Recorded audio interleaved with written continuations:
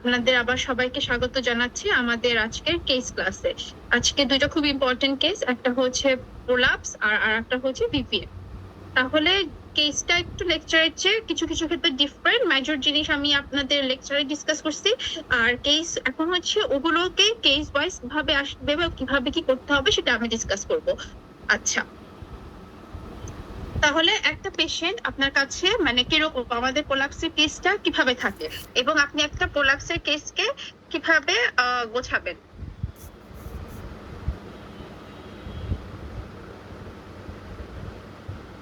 তাহলে প্রথমে আমরা জানি যে আমাদের সাইলেন্ট ফিচার বলতে হয়, তাহলে সেখানে হচ্ছে পার্টিকুলারস অফ দি পেশেন্ট থেকে শুরু করবেন। এক পেশেন্টের এইজটা ইম্পর্টেন্ট, এইজটা হচ্ছে সাধারণত দেখা যাচ্ছে যে post menopausal age group 60 or above, এগুলো থাকবে। এই পেশেন্ট গুলোর ক্রাইটেরিয়া থাকে হচ্ছে মানে পোস্ট মেনোপোজাল, ঠিক আছে। তারপরে কি, তারপরে আরেকটা কি প্যারিটি, এসব পেশেন্টের প্যারিটি থাকে মাল্টি প্যারিটি। আচ্ছা, এবং সোশিওইকোনমিক কন্ডিশনটা কিছুটা ইম্পর্টেন্ট। লো সোশিওইকোনমিক কন্ডিশনে সাধারণত পেশেন্ট গুলো থাকবে হচ্ছে লো সোশিওইকোনমিক কন্ডিশন। আপনার কাছে পেশেন্ট গুলো কি কমপ্লেইন নিয়ে আসবে? প্রথম কথায় কমন কথা, সামথিং কামিং ডাউন পারভেজাইনালি। এটা হচ্ছে সে আপনাকে এসে বলবে যে আমার বিগত কত মানে 10 বছর 15 বছর, সাধারণত 10 to 15 ইয়ার্স এরকম একটা হিস্ট্রিতে, এত বছর ধরে আপনি আমার একটা মানে ভেজানা দিয়ে জিনিস আসতেছে সেরকম কমপ্লেন করবে।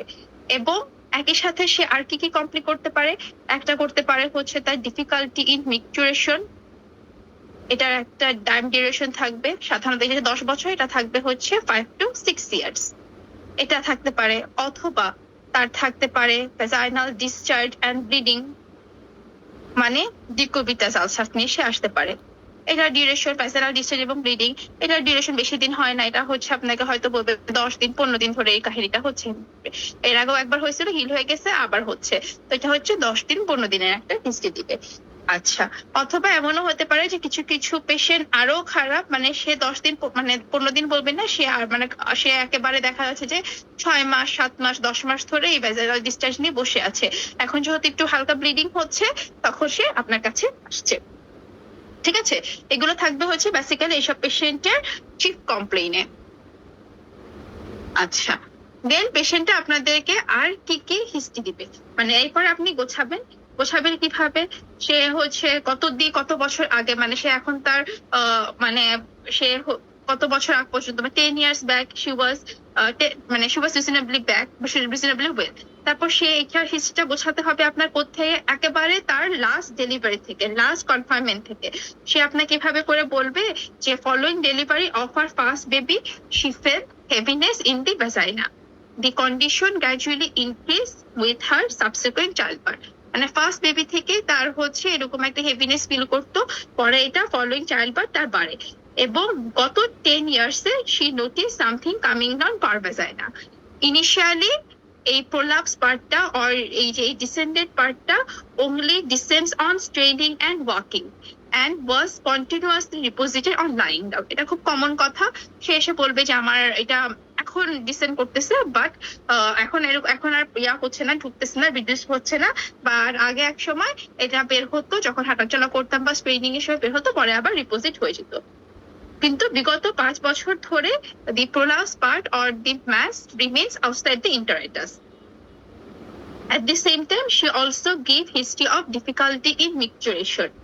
এটা কিভাবে সে বলবে? সে বলবে যে she always feels a sensation of incomplete bladder evacuation. এবং সে এটা কিভাবে ওভারকাম করে? By manual reposition of the মাস। এটাও সেভাবে করে কিন্তু আপনাকে জাস্ট এই একই কথাগুলোই বলবে যে আমার প্রস্রাব করতে সমস্যা হয়, প্রস্রাব করতে গিয়ে আমার ইনকমপ্লিট পয়েন্টিং হয়, যখন এটাকে আমি আবার ঢুকাই দিই তখন আমি ইজিলি করতে পারি, ঠিক আছে। তারপরে হচ্ছে সে আপনাকে আপনি তখন তাকে একটা কোয়ারি করবেন যে তার কোনো স্ট্রেনিং এর সময় ইউরিন পাস হয় কি হয় না। সে হ্যাঁ বা না বলতে পারে, তো যেটাই বলবে সেটা আপনি মেনশন করবেন। যদি সে বলে যে না তার হয় না, দেন আপনি বলবেন no leakage or no passage of urine during straining. আর যদি তার মানে লিকেজ হয় তখন বলবেন যে leakage of urine during straining. Okay, তারপরে কিছু জিনিস এক্সক্লুড করতে হবে। শি নেভার মানে কিছু জিনিস, একটা হচ্ছে তার ব্যাক পেইন আছে কিনা, যেহেতু একটা ক্রনিক ড্র্যাগিং সেন্সেশন, তার অনেক সময় অ্যাসোসিয়েটেড ব্যাক পেইন থাকতে পারে, এটাকে আপনি একটু মেনশন করবেন। আবার এসব পেশেন্টদের কোনো পেশেন্টদের কি কি এক্সপ্লোর করবে, একটা হচ্ছে ব্যাক পেইন আছে কিনা, তারপর তার একটা হিস্ট্রিতে আসবে তার কোনো ক্রনিক কফ বা ক্রনিক কনস্টিপেশনের কোনো হিস্ট্রি আছে কিনা। এগুলো আপনার গুরুত্বপূর্ণ হিস্ট্রি। না থাকলে না বলবেন, যদি থাকে তাহলে হ্যাঁ বলবেন, মানে এই পয়েন্টগুলো আপনার এখানে আনতে হবে। আচ্ছা, তারপরে আপনি অবস্টেটিক হিস্ট্রিতে চলে যাবেন। রিগার্ডিং হার অবস্টেটিক হিস্ট্রি, যেহেতু মাল্টিপার, এটা 5-6টা বাচ্চা থাকবে। All delivered vaginally at home, labour was conducted, সাধারণত আনপেইড বার্থ অ্যাটেন্ডেন্ট থাকে, এবং she has to resume her day to day activities soon after the delivery, and birth spacing was about 1 to 2 years. ঠিক আছে, 1 to 2 years এর মধ্যে এক একটা বাচ্চা তার হয়ে গেছে। তাহলে এখানে কোন কোন পয়েন্ট গুলো আমার গুরুত্বপূর্ণ, একটা হচ্ছে 5টা বাচ্চা বা 6টা বাচ্চা, বার্থ স্পেসিং 1 থেকে 1.5 বছরের মধ্যে তার বাচ্চাগুলো হয়ে যায়, এবং আর বাচ্চা হওয়ার পর পর তার একদিকে কোনো রেস্ট হয় না, তাকে তার ডে টু ডে লাইফে আবার ফিরে যেতে হয়। আচ্ছা, then menstrual history, or regarding her menstrual history, she attained her menopause at the age of কত, বা she attained her menopause 10 years back বা 13 years বা 14 years, যেটাই বলেন না কেন বলবেন। এবং after menopause all these symptoms are aggravated। ঠিক আছে, এটাতে কি বোঝায় যে মেনোপজাল ওমেনদের একটা অ্যাট্রফি হয়, উইকেনিং হয়, তো তার জন্য এই জিনিসগুলো তার অ্যাগ্রাভেট হচ্ছে। আচ্ছা, তারপরে হচ্ছে ফ্যামিলি হিস্ট্রি, কোনো রিলেভেন্ট যদি কোনো ফ্যামিলি হিস্ট্রি থাকে সেটা দিবেন, বা কোনো গাইনোকোলজিক্যাল ডিজিজ যদি থাকে, যেরকম ফাইব্রয়েড ইউটেরাস যদি অ্যাসোসিয়েটেড থাকে সেটা আপনি তাকে বলবেন। এটা গেল হচ্ছে যদি মিক্সচার হিসেবে বলে। এবং এখন যদি পেশেন্টটা আপনার কাছে decubitus ulcer vaginal discharge complain করতো, তাহলে এটা কিছুই না, এভাবে করে বলবেন she also complain of vaginal discharge which is blood stain, যদি হয় ব্লাড স্টেইন, বা which is mucoid in nature. ঠিক আছে, on end of in on end of passion. ঠিক আছে, এভাবে করে বলবেন। ব্রাউনিশ হলে ব্রাউনিশ, তারপরে অনেক সময় এটা ফাউল স্মেলিং যদি হয়, তাহলে ইনফেক্টেড হয়, তাহলে এটা ফাউল স্মেলিং ডিসচার্জ। এবং যদি ভ্যাজাইনাল ডিসচার্জ আনেন, তখন যে পেশেন্টের এটা এন্ডোমেট্রিয়াল কার্সিনোমা না, সেটা একটু এক্সক্লুড করবেন। All the negative points in favour of malignancy, কি কি, she has no family history of malignancy, তারপরে হচ্ছে তার কি বলে কোনো প্রলং ট্যামোক্সিফেন থেরাপি বা হরমোন রিপ্লেসমেন্ট থেরাপি নেওয়ার তার কোনো নাই, তার কোনো হিস্ট্রি নাই।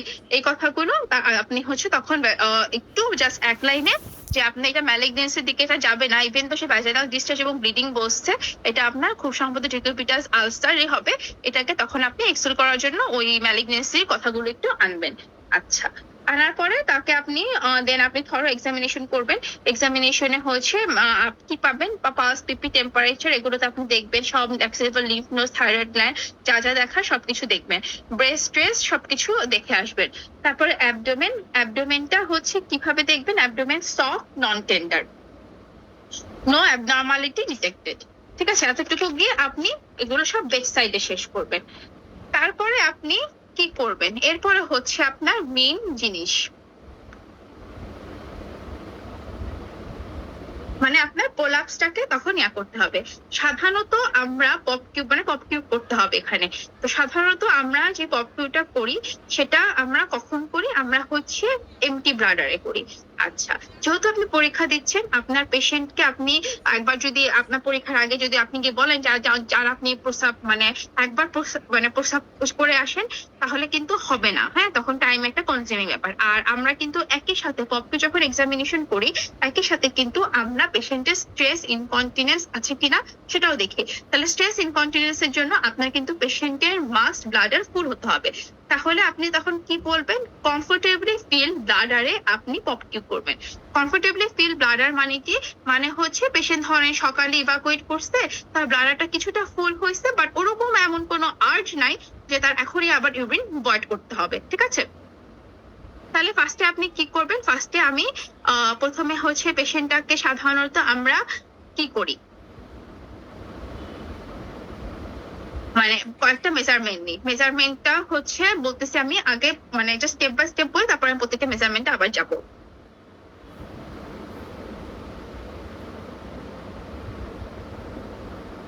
আপনি ইনিশিয়ালি পেশেন্টকে শোয়াবেন, শোয়ানোর পরে আপনি হচ্ছে পেশেন্টকে ওই কি বলে যে প্রোলাপস মাস্কটা মানে ইন্সপেকশনে আপনার যখন আসবে তখন আপনি পেশেন্টটাকে যখন ইন্সপেক্ট করবেন তখন ওই প্রোলাপস মাসটাকে বাইরে থাকতে হবে। তাহলে দেখা যায় যে এসব পেশেন্টরা আপনার অনেকদিন ধরে হাসপাতালে ভর্তি থাকতে থাকতে প্যাড দেওয়া হয়, তখন আর রিপোজিট করে না। এবং আপনি যদি ওখানে গিয়ে তাকে যদি বলেন কেশে কাশি দিয়ে দিয়ে যে আপনি কেশে বের করেন, কাশি দিয়ে বের করেন, কাশি দিয়ে বের করেন, দেখা যাবে যে অনেকের বের হয় না। তখন আপনি যেটা করবেন যে পেশেন্টটাকে বিছানায় বসে তাকে বলবেন যে আপনি একটু চেষ্টা করেন আস্তে আস্তে এখন থেকে একটু একটু করে বের করার। সে যেভাবে হোক বের করবে যাতে আপনার মানে ম্যাডামকে যখন টিভি দেখাবেন তখন যাতে এটা বাইরে মানে থাকে। আচ্ছা, তারপরে হচ্ছে ফার্স্টে কি করবেন, ফার্স্টে হচ্ছে তাকে ইন্সপেক্ট করবেন। ইন্সপেকশনটা কি, তাকে কাফ মানে কাশি দিতে বলবেন। কাশি দেওয়ার পরে হচ্ছে একসাথে দুইটা জিনিস দেখবেন যে তার ওই প্রোলাপস মাসটা বের হয়ে যাচ্ছে বা বের হয়েছে কিনা।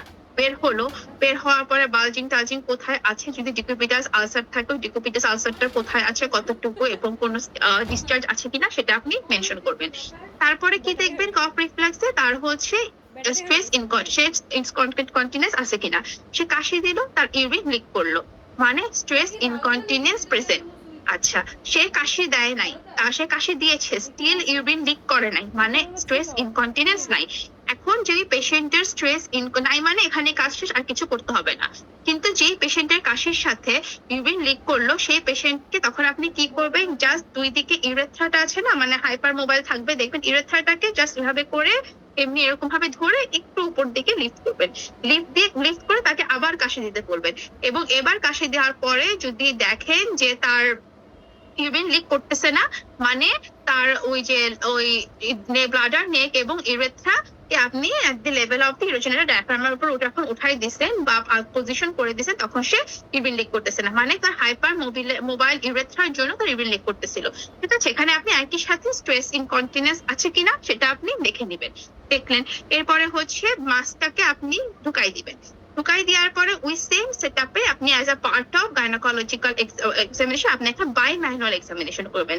বাই ম্যানুয়াল এক্সামিনেশন করে আপনি কি কি দেখবেন, ইউটেরাসের সাইজটা দেখবেন, কোনো অ্যাসোসিয়েটেড কোনো কন্ডিশনস আছে কিনা, ফর্নিস গুলো দেখবেন, ফর্নিসে কোনো টেন্ডারনেস আছে কিনা, কোনো নডুলারিটি আছে কিনা, বা কোনো কিছু অ্যাসোসিয়েটেড কোনো পেশেন্টের আছে কিনা, নাই। তারপরে আপনি এই যে রিপোজিট অবস্থায় মানে ঢুকাই দিচ্ছেন, হ্যাঁ, এখন হচ্ছে আপনি পপকিউর যে মেজারমেন্ট গুলো নেবেন। তার আগে আমি একটু দেখাই যে পপকিউতে আমরা কি কি দেখি।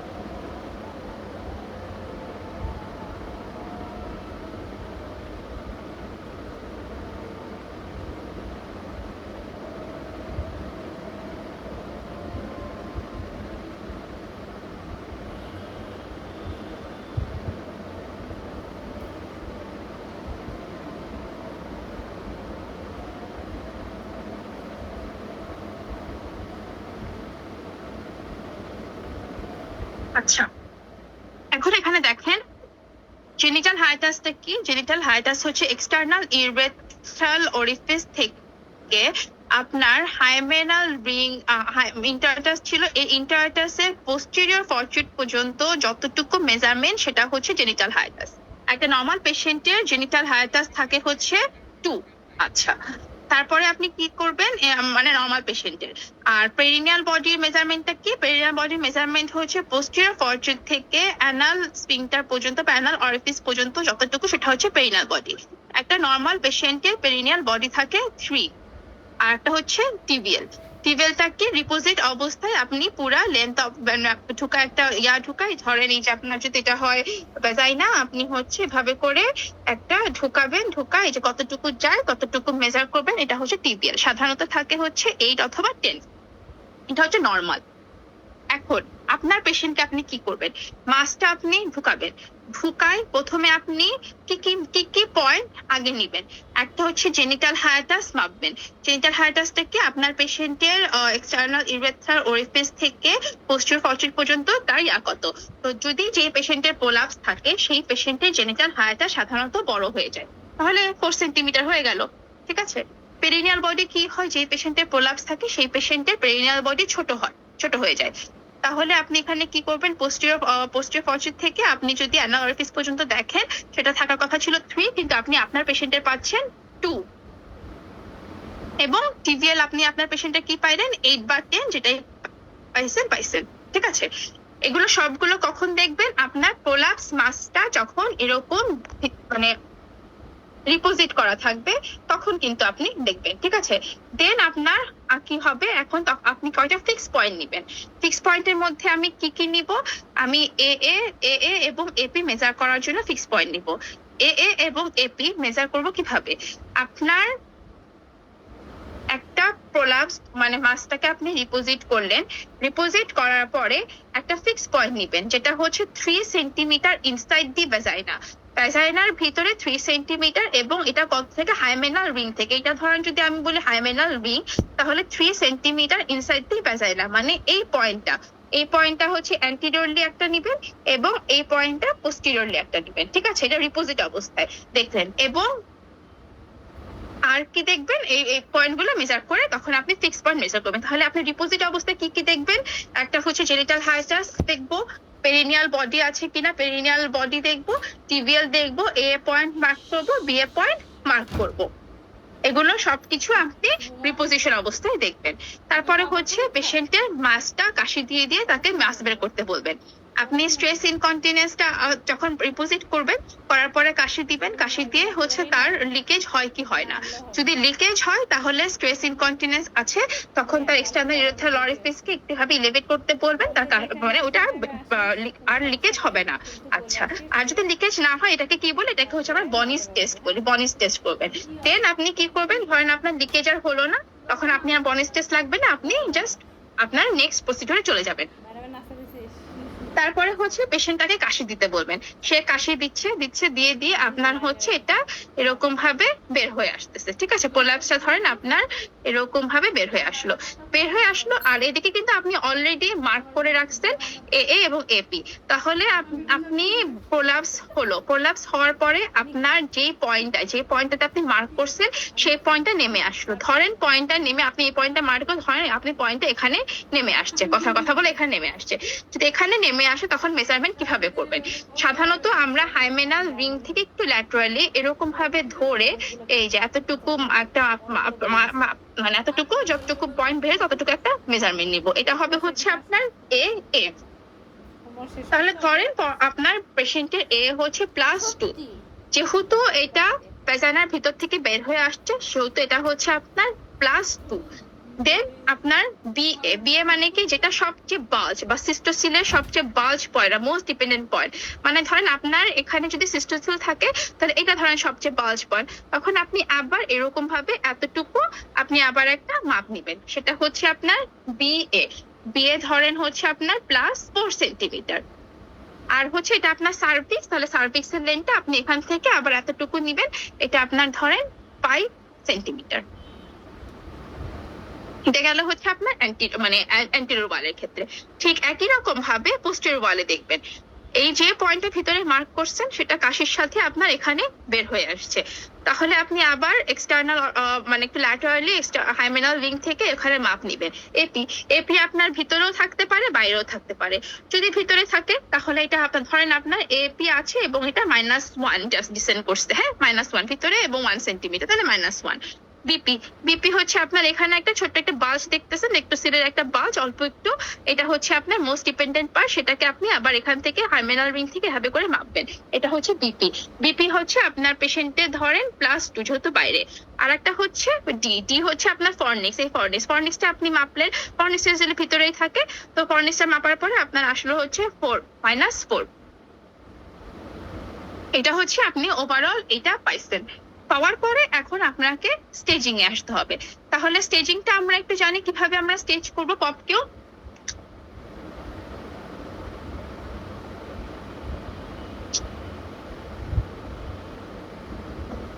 আপনার এটা হচ্ছে সার্ভিক্স, এটা হচ্ছে আপনার হাইমেনাল রিং। আমরা পপকেও স্টেজিং করি সাধারণত হাইমেনাল রিং এর রিলেশনে। আচ্ছা, কি স্টেজ আছে, স্টেজ 0, স্টেজ 1, 2, 3, 4 মানে কমপ্লিট। স্টেজ 0 মানে কোনো প্রোল্যাপস নাই। এক্সটার্নাল অস of the service lies at the level of the internal অস, সরি ইস্টাল স্পাইন। এটা হচ্ছে কোনো প্রোল্যাপস নাই এবং সবগুলো পয়েন্ট একই জায়গায় আছে, দ্যাট ইজ -3 আছে সবাই, তাহলে এটা প্রোল্যাপস নাই। দেন হচ্ছে স্টেজ 1। স্টেজ 1টা মানে কি, এখানে সার্ভিক্সটা আপনার ডিসেন্ট হয়েছে এতটুকু above 1 centimetre, more than 1 centimetre above the hymenal ring.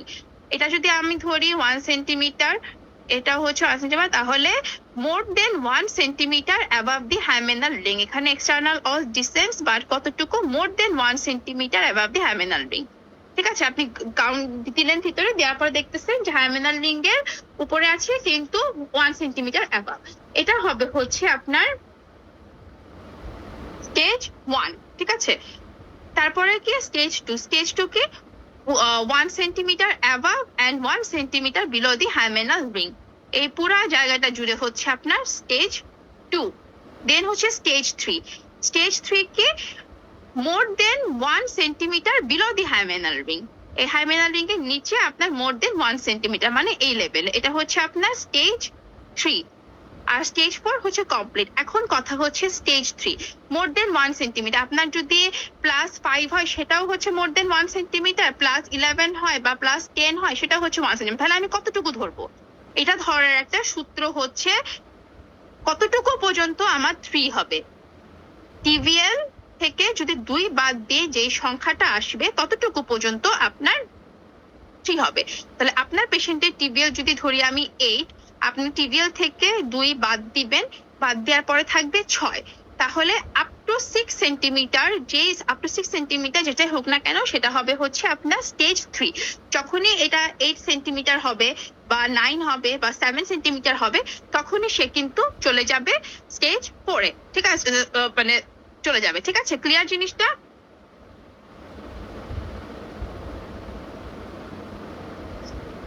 তাহলে স্টেজ 3 কতটুকুতে আমি বলবো, টিভিএল -2 পর্যন্ত যখনই থাকবে, মানে আপনার 3 থেকে, মানে যদি আমি বলি যে মোর দেন 1, মানে 2 থেকে 6 এর মধ্যে আপনার পেশেন্ট অনুযায়ী। যদি আপনার পেশেন্টের টিভিএল 8 পান তাহলে হবে 6, যদি আপনার পেশেন্টের 10 পান তখন হবে 8। ঠিক আছে, সেই অনুযায়ী এইটাকে আপনি ধরবেন। এটা যখনই হবে তখন হয়ে যাবে 4। এর আগে যে সংখ্যাটাই হোক না কেন সেটাতে হবে আমার স্টেজ 3। তাহলে আপনি পপকিউ করলেন এভাবে। পপকিউ করার পরে আপনি আপনার পেশেন্টকে ইন্টারপ্রিটেশন দিবেন। ইন্টারপ্রিটেশন আমরা কম্পার্টমেন্ট ওয়াইজ দিই, অ্যান্টেরিয়র কম্পার্টমেন্ট, পোস্টেরিয়র কম্পার্টমেন্ট এবং মিডল কম্পার্টমেন্ট। ঠিক আছে, তাহলে অ্যান্টেরিয়র কম্পার্টমেন্ট এখানে দেখেন +4, মানে 1 এর বেশি কিন্তু 6 এর কম। আমার টিভিএল ছিল 8, 6 এর কম, মানে এটা হচ্ছে stage 3। Stage 3 anterior compartment defect. Middle compartment দেখেন +5, মানে 1 এর বেশি হয়ে গেলে তো সে স্টেজ 3 তে যাচ্ছে। কত কম থাকতে হবে? আমার টিভিএল ছিল 8, আমার থাকতে হবে হচ্ছে 6 - 2, মানে 6 এর কম, মানে এটা হচ্ছে স্টেজ 3 মিডল কম্পার্টমেন্ট। আর পোস্টেরিয়র কম্পার্টমেন্ট যদি আমি ধরেন 2 বলছি, যদি 2 হয় তাহলে এটাও হচ্ছে মানে 1 এর বেশি, মানে 2, কিন্তু কত কম থাকতে হবে? 6 এর কম যদি হয় তাহলে এখানে হচ্ছে +2 পোস্টেরিয়র কম্পার্টমেন্ট ডিফেক্ট।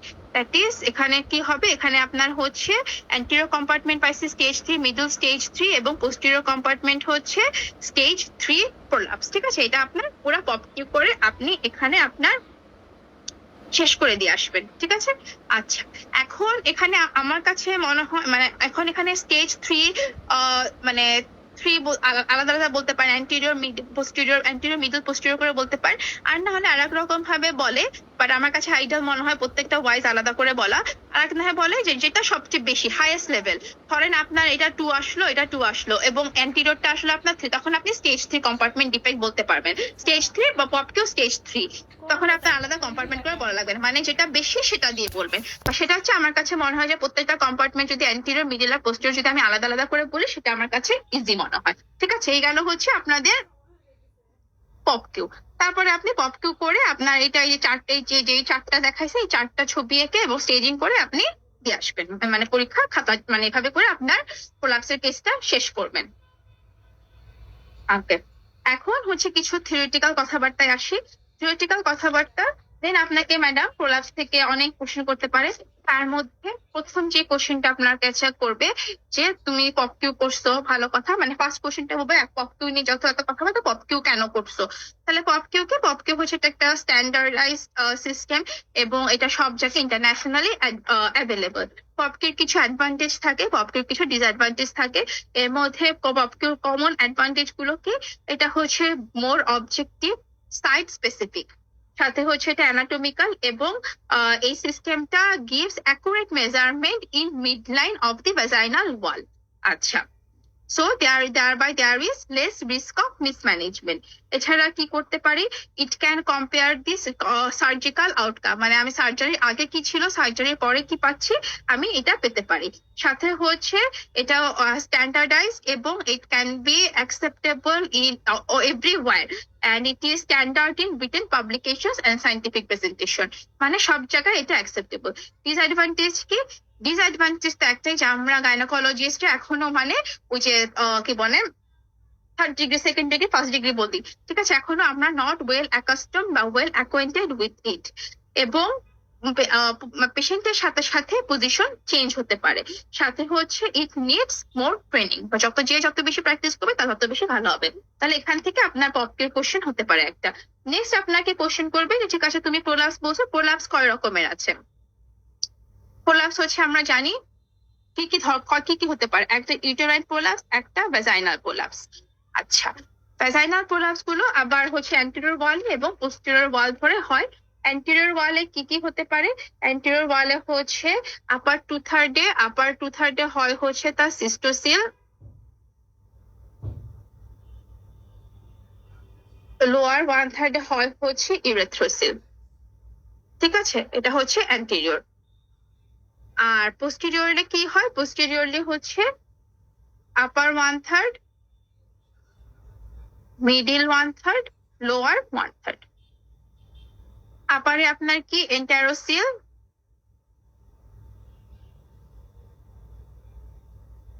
মিডিলে হচ্ছে uterosacral ligament, sorry rectocele, আর লোয়ারে হচ্ছে লেক্স পেরিনিয়াম। এখন আপনাকে ম্যাডামরা কোশ্চেন করবে যে ইউটেরাইন প্রোলাপস কার জন্য হয়, ভ্যাজাইনাল প্রোলাপস কার জন্য হয়। ইউটেরাইন প্রোলাপস মেইনলি হয় ম্যাকেন্ডরস লিগামেন্ট,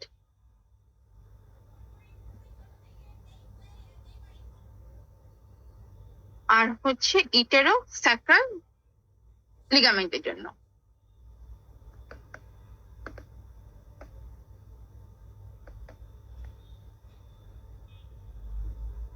ঠিক আছে, এখন ভ্যাজাইনাল প্রোলাপস কার কার জন্য হয়, আপার টু থার্ড হয় হচ্ছে পিউবো সার্ভাইকাল লিগামেন্ট অর ফাসার জন্য, লোয়ার ওয়ান থার্ড ইউরেথ্রোসিল হয় হচ্ছে ট্রায়াঙ্গুলার লিগামেন্টের ডিফেক্টের জন্য।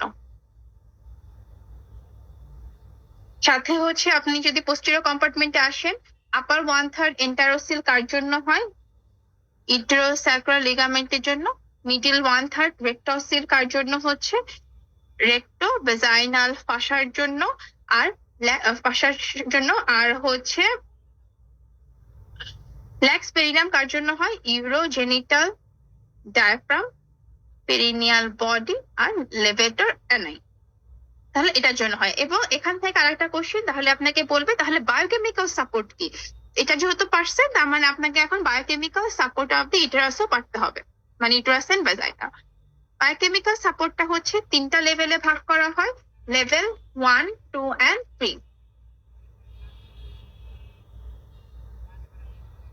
লেভেল 1-এ কে থাকবে, ইউটেরোসার্কাল লিগামেন্টস, ম্যাকেন্ডরস লিগামেন্টস। এই দুইটা ডিফেক্টের জন্য আমরা কি দেখলাম, ইউটেরাইন প্রোলাপস হচ্ছে এবং পোস্টেরিয়রলি এন্টারোসিল হয়। লেভেল 2-তে কে আছে, লেভেল 2-তে হচ্ছে pubocervical ligament, rectovaginal fascia, সাথে হচ্ছে আর্কাস টেন্ডিনাস। এই লেভেল 2 ডিফেক্টের জন্য অ্যান্টেরিয়রলি হয় আপনার সিস্টোসিল, পোস্টেরিয়রলি হয় হচ্ছে রেক্টোসিল, আর লেভেল 3। লেভেল 3 তে আসতে হচ্ছে urogenital diaphragm, perineal body, levator ani muscle, এবং এটার জন্য কি হয়, এটার জন্য হচ্ছে আপনার ফ্ল্যাক্স পেরিনিয়ামটা হয়। গেল, আপনি একটু পারছেন। তখন আপনাকে বলবে যে আপনার পেশেন্টের কি কি রিস্ক ফ্যাক্টরস আপনি মনে করতেছেন থাকে। তাহলে প্রথমে আপনি বলে নিবেন যে আমার পেশেন্টের স্পেসিফিক্যালি কিছু মানে প্রিডিসপোজিং ফ্যাক্টর এবং কিছু অ্যাগ্রাভেটিং ফ্যাক্টর আছে।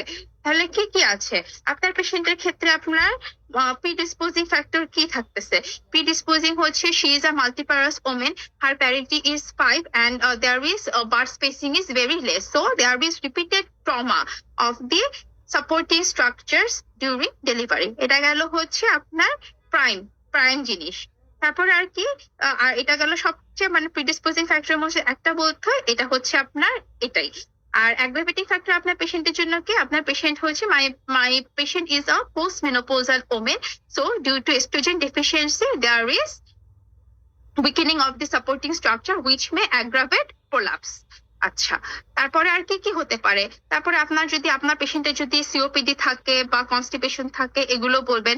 পেশেন্টের ওবিসিটি থাকলে সেগুলো আসবে, ম্যালনিউট্রিশনও আসতে পারে পেশেন্টের, এবং স্মোকিং এর হিস্ট্রি যদি থাকে এসব পেশেন্টের, এগুলো হচ্ছে আপনার অ্যাগ্রাভেটিং ফ্যাক্টর।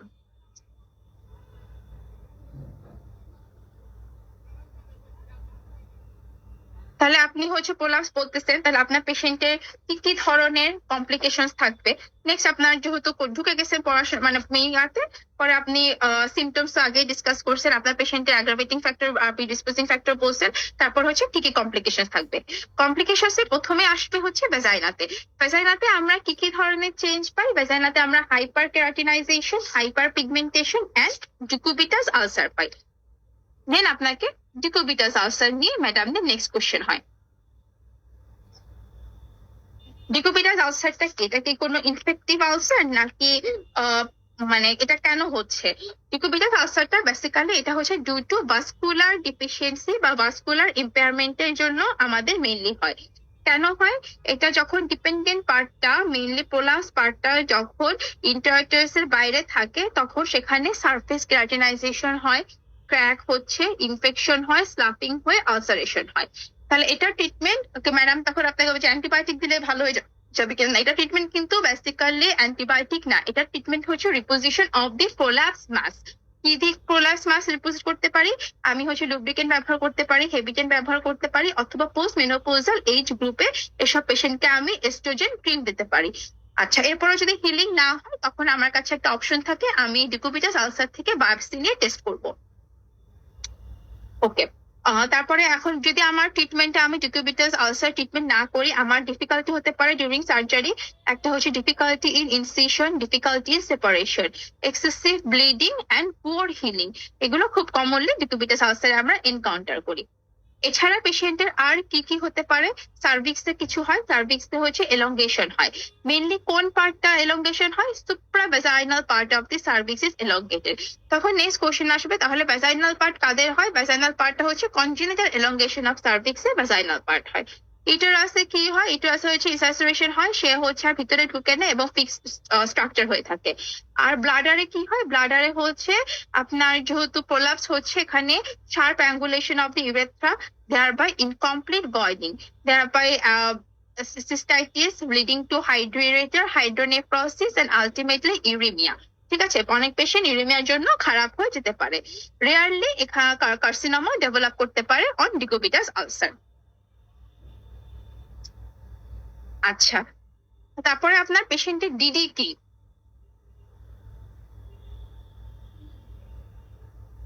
যেহেতু আপনার মানে এটা একটা ম্যাথ আউটসাইড মানে বাইরে আছে, তাহলে আপনার পেশেন্টের কিছু ডিডি থাকবে। ফার্স্ট ডিডি আমরা যেটা বলি অনলি সিস্টোসিল, অনেক সময় সিস্টোসিল অনলি সিস্টোসিল থাকে, ওটাকে আমরা দিয়ে মানে মনে হয় যে এটা হয়তো প্রোলাপস। অনলি সিস্টোসিল কিভাবে আমি ডিফারেন্সিয়েট করব? মানে সিস্টোসিলের মানে সরি অনলি সিস্টোসিল না, মানে শুধু সিস্টোসিল যদি থাকে তাহলে তার ডিডি কি হবে? মানে অনলি সিস্টোসিলের প্রথম ডিডি কি আসে? ফার্স্ট ডিডি হচ্ছে গার্টনার সিস্ট।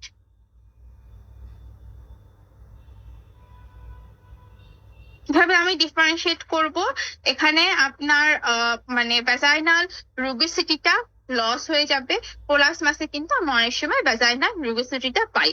সাথে হচ্ছে এটার মার্জিনটা খুব ভালো মতো ডিফাইন থাকবে, এটা রিডিউস হবে না এবং কোনো কফ ইম্পালস পাওয়া যাবে না।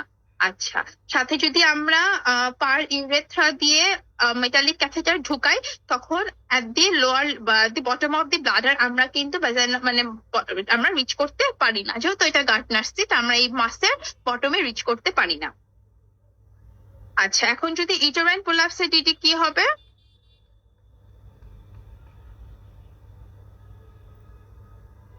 congenital elongation of the cervix।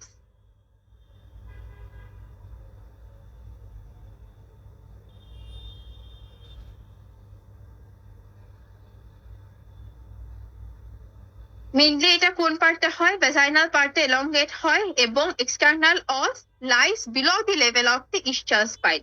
আর এখানে আর কি কি পাই? ভ্যাজাইনাল ফর্নিস গুলো ন্যারো থাকবে, ডিপ থাকবে, আর সার্ভিক্সটা কনিক্যাল থাকবে।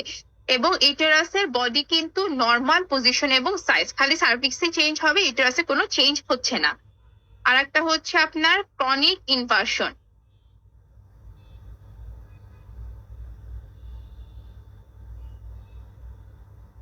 এটা কিভাবে বুঝবো? ক্রনিক ইনভার্সন যদি হয়, ইউটেরাইন ইনভার্সন হলে কি হয়, যে পার্টটা বাইরে বা লিডিং পার্টটা সেটা সাধারণত ব্রড থাকবে, কোনো ওপেনিং নাই অন দি লিডিং পার্ট।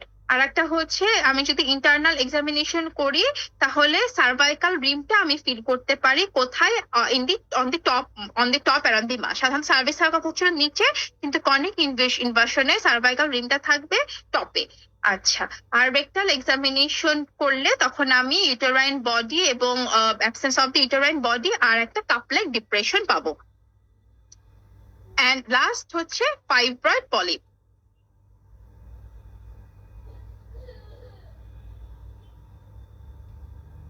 এটা হচ্ছে আপনার ফাইব্রয়েড পলিপও থাকবে, এখানে কোনো ওপেনিং থাকবে না, মাসটা হচ্ছে শ্যাগি থাকবে এবং লিডিং পার্টটা ব্রড থাকবে। ইন্টারনাল এক্সামিনেশন যদি করি, আমি কি পাবো? এই মাসটা একটা পেডিকেলের মাধ্যমে সার্ভাইকাল ক্যানাল দিয়ে বের হয়ে আসছে। রেকটাল এক্সামিনেশন করলে আমার ইউটেরাস নর্মাল পজিশনে পাবো। ঠিক আছে, এগুলো হচ্ছে আপনার প্রোলাপস আর সিস্টোসিলের ডিটি।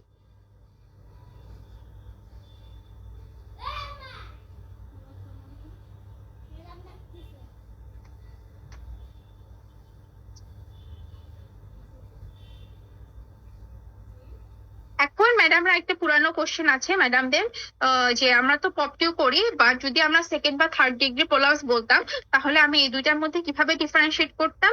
আমি হচ্ছে get above the swelling test করে ডিফারেন্সিয়েট করতাম। তখন ম্যাডাম হয়তো বলতে পারে দেখাও, তাহলে get above the swelling test কি? ধরেন আপনি এভাবে করে আপনার প্রোলাপস বের হয়ে আসছে, আপনি এভাবে ধরলেন, এই জায়গা ধরবেন, ধরার পরে আপনি এভাবে এভাবে করে দেখবেন, মানে এখানে get above the swelling test. আপনি যদি প্রোলাপস মাসের উপরে আপনি এভাবে করে দেখেন এবং নেগেটিভ হয়, মানে অ্যান্টিরিয়র এবং posterior wall of the vagina এখানে গিয়ে অ্যাপোজ হয়ে যাচ্ছে, তাহলে get above the swelling test হচ্ছে নেগেটিভ। নেগেটিভ কার ক্ষেত্রে থাকবে? নেগেটিভ থাকবে হচ্ছে আপনার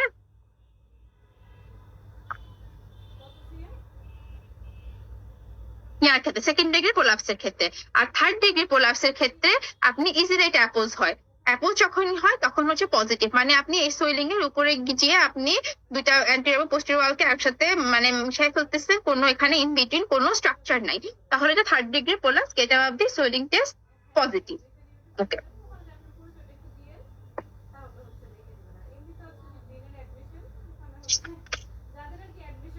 তারপরে হচ্ছে আপনার কাছে ম্যাডাম জিজ্ঞেস করবে যে আপনার পেশেন্টকে কি কি ইনভেস্টিগেশন আপনি করবেন।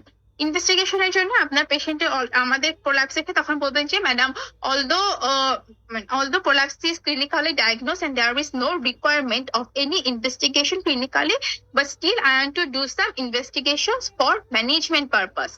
যেহেতু আপনার কাছে পেশেন্ট ভর্তি হয়েছে, সে তো অপারেশন করাতেই ভর্তি হয়েছে, তার ম্যানেজমেন্ট পারপাসের জন্য আপনি কিছু টেস্ট করবেন। তার মধ্যে হচ্ছে আমরা সিবিসি করব, ব্লাড গ্রুপিং, আরএস শেপিং করব, একটা ব্লাড সুগার প্রোফাইল করব, সেরাম ক্রিয়েটিনিন করব, এইচবিএস করব, ইউরিন আরএমই করব, চেস্ট এক্সরে, পিএভিও, আর এলডারলি ওমেন যেহেতু আমরা একটা ইসিজি করব। Ultrasonography of the lower abdomen দেখব to exclude any adnexal mass or pelvic pathology. Then হচ্ছে how will you manage your patient.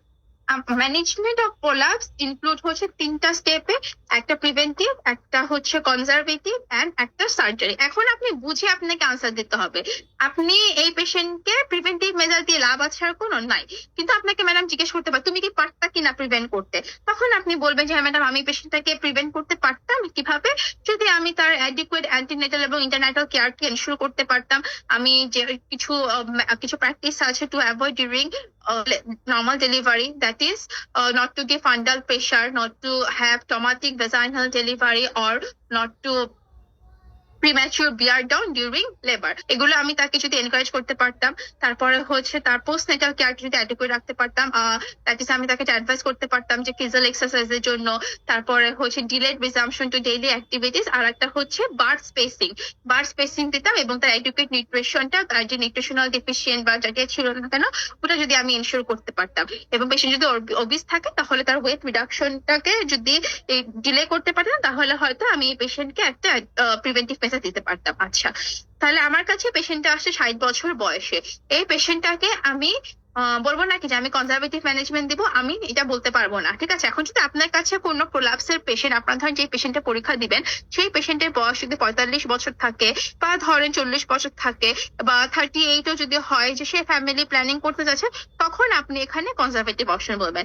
সবসময় কেসে আপনার পেশেন্ট দেখে, পেশেন্ট বুঝে আপনার আনসার দিতে হবে। তাহলে আপনার পেশেন্টের বয়স হচ্ছে 60 ইয়ার্স, তখন আপনি তাকে কি বলবেন? যে madam my treatment will be vaginal hysterectomy with pelvic floor repair, that is anterior colporrhaphy and posterior colpoperineopathy। আচ্ছা, তখনই ম্যাডাম নেক্সট কোশ্চেন করবে যে ধরো তোমার পেশেন্টের বয়স কম, তুমি কি এই পেশেন্টকে কোনো কনজারভেটিভ মেজারমেন্ট দিতে পারতা? বা এটা একটা কোশ্চেন থাকবে যে মানে বয়স কম হলে দিতে পারতাম কিনা। আর একটা কোশ্চেন হচ্ছে ধরো তোমার এই পেশেন্ট আনফিট ফর সার্জারি, তাহলে তুমি এই পেশেন্টকে কি ট্রিটমেন্ট দিবা? এখানে দুই ভাবে আনসার করবেন। প্রথমে হচ্ছে আমি কনজারভেটিভ ট্রিটমেন্টে যাব। কনজারভেটিভ ট্রিটমেন্টের মধ্যে আমার হচ্ছে যদি পেশেন্টটা ইনঅপারেবল থাকে, বা আমি তাকে আর ওটি করতে পারতেছি না, সেক্ষেত্রে আমি পেশেন্টকে কি দিব? একটা প্রেসারি ট্রিটমেন্ট দিব। ঠিক আছে, আমার পেশেন্টের এজ বেশি, স্টিল তাকে আমি প্রেসারি দিব, কারণ আমার ইনঅপারেবল পেশেন্ট এবং তার অনেক কোমরবিডিটি আছে।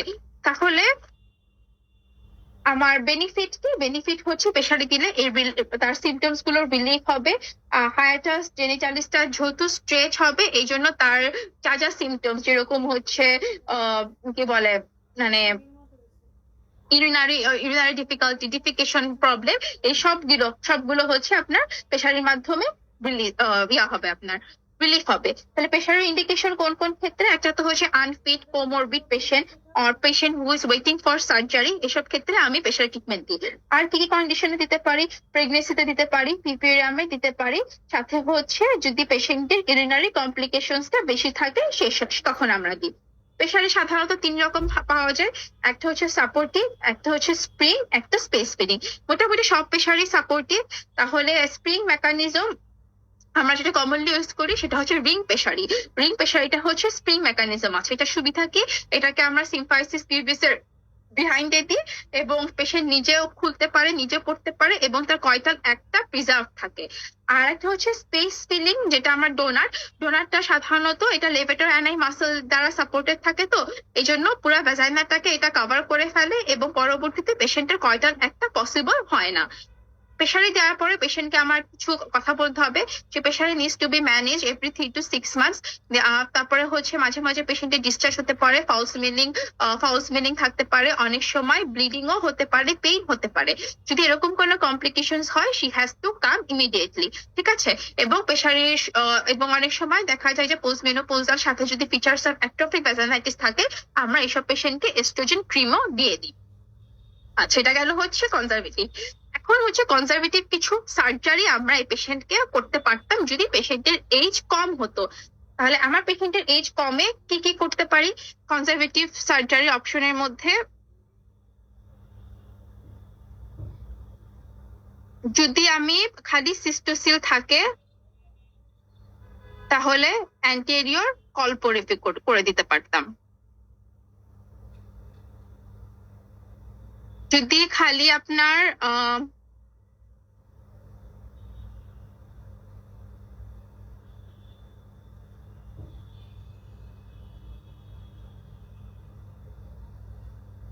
রেক্টসিল থাকতো, তখন এই পেশেন্টকে পোস্টেরিয়র কল্প পেরিনিও র্যাফি। আর যদি বোথ সিস্টোসিল আর রেক্টোসিল থাকে তখন দুইটা অ্যান্টেরিয়র কল্প raphe, posterior colpoperineorrhaphy, that is pelvic floor repair. আচ্ছা, যদি পেশেন্টের এন্টারোসিল থাকে তখন আমি দুইটা জিনিস করতে পারতাম, একটা হচ্ছে ভ্যাজাইনালি আর একটা হচ্ছে অ্যাবডোমিনালি। দুইভাবে আমি এন্টারোসিল পেশেন্টকে রিপেয়ার করতে পারি। তাহলে যদি আমি ভ্যাজাইনাল রিপেয়ার করি তাহলে কি করি আমরা? Obliteration of the neck of the enterocele as high as possible by bursting suture. Then excision of the excess peritoneal sac or hernial sac, and approximation of the uterosacral ligament with the vaginal wall. ঠিক আছে, এটা এই approximation of the uterosacral ligament এর vaginal wall কে কি বলে? ম্যাককাল কালডোপ্লাস্টি। আর অ্যাবডোমিনালি কিভাবে repair করতাম? অ্যাবডোমিনালিও হচ্ছে আমরা modified McCall culdoplasty, that is approximation of the uterosacral ligament, এটাকে প্যারাবডোমিনালি করলে মডিফাইড ম্যাককাল কালডোপ্লাস্টি। আর একটা হচ্ছে মস্কুইজ প্রসিডিউর, এটাতে হচ্ছে obliteration of the pouch of Douglas. তাহলে এগুলোর মাধ্যমে আমি পেশেন্টটাকে কনজারভেটিভ এন্টারোসিল রিপেয়ার করতে পারতাম। আচ্ছা, তারপরে হচ্ছে পেশেন্টের যদি শুধু এলংগেটেড সার্ভিক্স থাকে,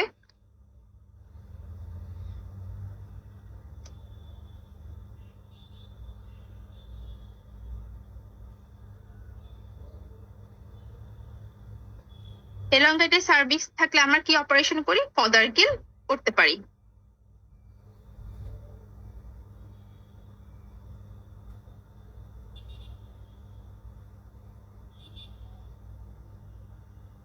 ওকে, যদি খালি আপনার ইউটেরাইন প্রোলাপস বা আপনি দেখতেছেন যে ইউটারাসে প্রোলাপস হচ্ছে, এদিকে পেলভিক ফ্লোর বাকি ভাজাইনা কোনো প্রোলাপস নাই, সেক্ষেত্রে আমার জন্য স্লিং অপারেশন বা সার্ভাইকোপেক্সি বা স্লিং অপারেশন গুলো আমি পেশেন্টকে দিতে পারতাম। ঠিক আছে, বা যেহেতু আমার পেশেন্টের মানে ম্যাডাম জিজ্ঞেস করবে আর পারতেন কিনা, পারতেন। দেন হচ্ছে ম্যাডামদের পছন্দ মতো আপনাকে হয়তো স্টেপ জিজ্ঞেস করতে পারে, অ্যান্টেরিয়র কলপোরেফি স্টেপ বলো, পোস্টেরিয়র কলপোরেফি স্টেপ বলো, বা ইন্টারোসিল যে রিপেয়ার করলা সেটা কিভাবে করছো সেটা স্টেপ বলো। তাহলে আমি আপনাদেরকে এন্টারোসিল বলছি এখন, বা ফদারগিলের স্টেপ বলো। তাহলে এইগুলো প্রত্যেকটা একটু একটু করে, এক লাইন দুই লাইন করে আপনার একটু স্টেপ জানতে হবে।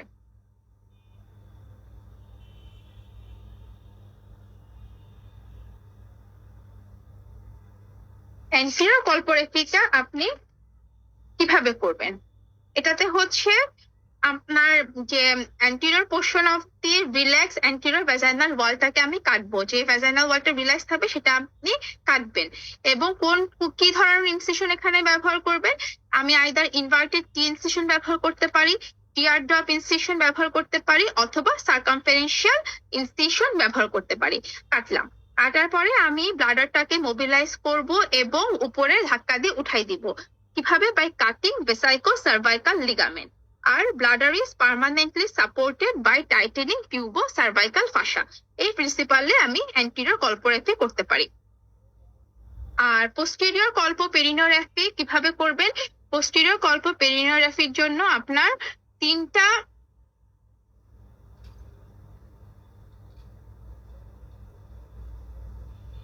টিস্যু ফরসেপ লাগবে। ঠিক আছে, দুইটা হচ্ছে আপনার ল্যাবিয়াতে ধরবেন, দুই সাইডে দুই ল্যাবিয়াতে ধরবেন, ল্যাবিয়া মাইনোরা, এবং আর একটা ধরবেন হচ্ছে রেক্টোসিলে। এরপরে আপনি একটা টি শেপ, ইনভার্টেড টি শেপ ইনসিশন দিবেন। ধরেন আপনার এখানে না, আপনার সাধারণত আমরা এখানে একটা ধরি, এখানে একটা ধরি এবং এখানে একটা ধরি, এবং একটা ইনভার্টেড এরকম ভাবে একটা ইনভার্টেড টি শেপ ইনসিশন দিই। ঠিক আছে, দিলাম, দেওয়ার পরে আমি কি করবো? আমাদের মিকোপিটিনাস জাংশন। তারপরে আমি কি ডিসেকশন করব?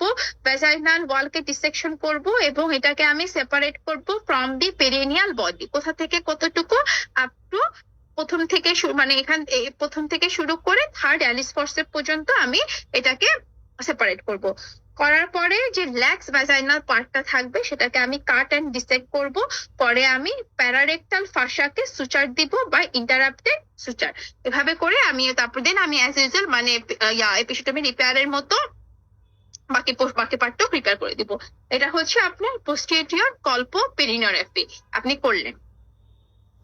তারপর তো ইন্টারসিল বলছি, আর হচ্ছে পদার্গিল কিভাবে করতাম, যদি পদার্গিল করা লাগতো তাহলে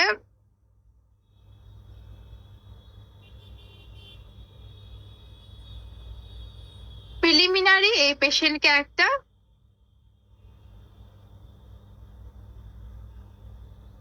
ডিএনসি করতাম। এই ডিএনসিটা আমরা কিসের জন্য করি? যদি পেশেন্টের কোনো এন্ডোমেট্রিয়াল প্যাথোলজি থাকে সেটা আমরা ডিটেক্ট করব।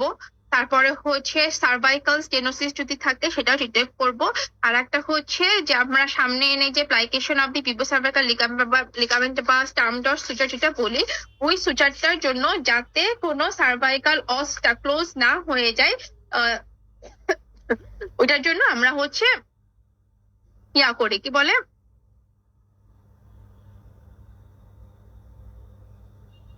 মানে তখন আমরা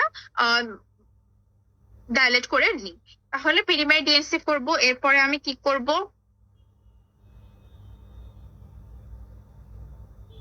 plication of McIndore's ligament,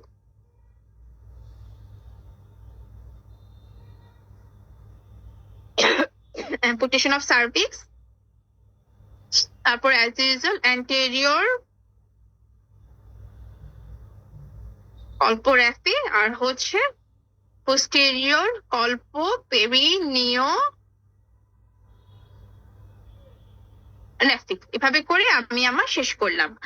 আচ্ছা, এবং দেখা যাচ্ছে যে আমি করার পরে সার্ভিসটা যখন র থাকে তখন ভ্যাজাইনাল ওয়াল দিয়ে এটা কভার করে দিই, এবং ওটাকে বলা হচ্ছে স্টার্মডট সুচার অথবা বনিস মেথড। এগুলো হচ্ছে আপনার এই পেশেন্টকে আমি কনজারভেটিভ দিব। তখন ম্যাডামদের কোশ্চেন হতে পারে যে ফাদার গিলের অপারেশনে কি কি কমপ্লিকেশন হতে পারে, তাহলে ডিউরিং অপারেশন কি হতে পারে, haemorrhage, injury to the surrounding structure, soon after in immediate post operative পিরিয়ডে পেশেন্টের ইউরিনারি রিটেনশন থাকতে পারে, পেশেন্টের হচ্ছে পেশেন্টের ইউরিনারি রিটেনশন থাকবে, পেশেন্টের হচ্ছে আপনার আরটিআই থাকতে পারে, অ্যানাস্থেটিক হ্যাজার্ড থাকতে পারে, হাইপোভলিউমিয়া, ডিহাইড্রেশন সব থাকে। বাট ইম্পর্টেন্ট কোনটা, ডিলেতে আপনার যেটা হয় সেখানে কি কি হতে পারে, পেশেন্টের সবচেয়ে ইম্পর্টেন্ট কোনটা, যেহেতু আমরা ফার্টিলিটি প্রিজার্ভেশনের জন্য এই ওটি গুলো করতেছি, অনেক সময় দেখা যায় যে তদারকিল যদি করি পেশেন্টের আপনার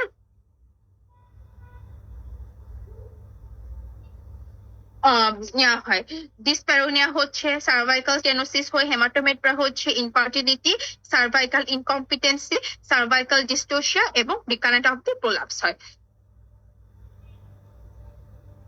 তাহলে এগুলো হচ্ছে আপনার পেশেন্টের কনজারভেটিভ ম্যানেজমেন্ট।